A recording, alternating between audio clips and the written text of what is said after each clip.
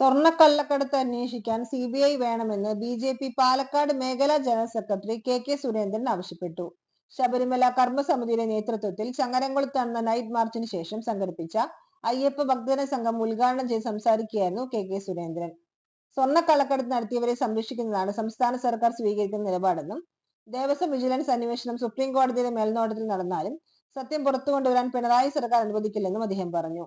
അന്തർ സംസ്ഥാന ബന്ധമുള്ള ഈ സ്വർണ്ണക്കൊള്ള കേരളത്തിലെ പല ദേവസ്വ ക്ഷേത്രങ്ങളിൽ ഉണ്ടായിട്ടുണ്ടെന്നും ക്ഷേത്രത്തിലെ സ്ഥാവര ജംഗമ സ്വത്തുക്കളുടെ ഓഡിറ്റ് അനിവാര്യമാണെന്നും സുരേന്ദ്രൻ ആവശ്യപ്പെട്ടു.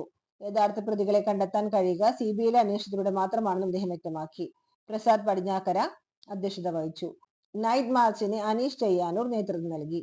ജനു പട്ടേരി, ഉദയൻ കോട്ടയിൽ, ടി ഗോപാലകൃഷ്ണൻ, ബാലൻസി മൂക്കുതല, രാധാകൃഷ്ണൻ പട്ടേരി, വിജയൻ ചെറവല്ലൂർ, രജിതൻ പന്താവൂർ എന്നിവർ പങ്കെടുത്തു. വിജിലൻസ് ആണ് അന്വേഷിക്കുന്നത്.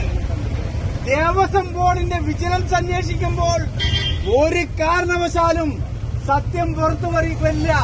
സുപ്രീം കോടതിയുടെ മേൽനോട്ടത്തിൽ അന്വേഷിച്ചാൽ പോലും സത്യം പുറത്തു വരില്ല. അതുകൊണ്ടാണ് കർമ്മസമിതിയും ക്ഷേത്ര സംരക്ഷണ സമിതിയും വിശ്വ ഹിന്ദു പരിഷത്തും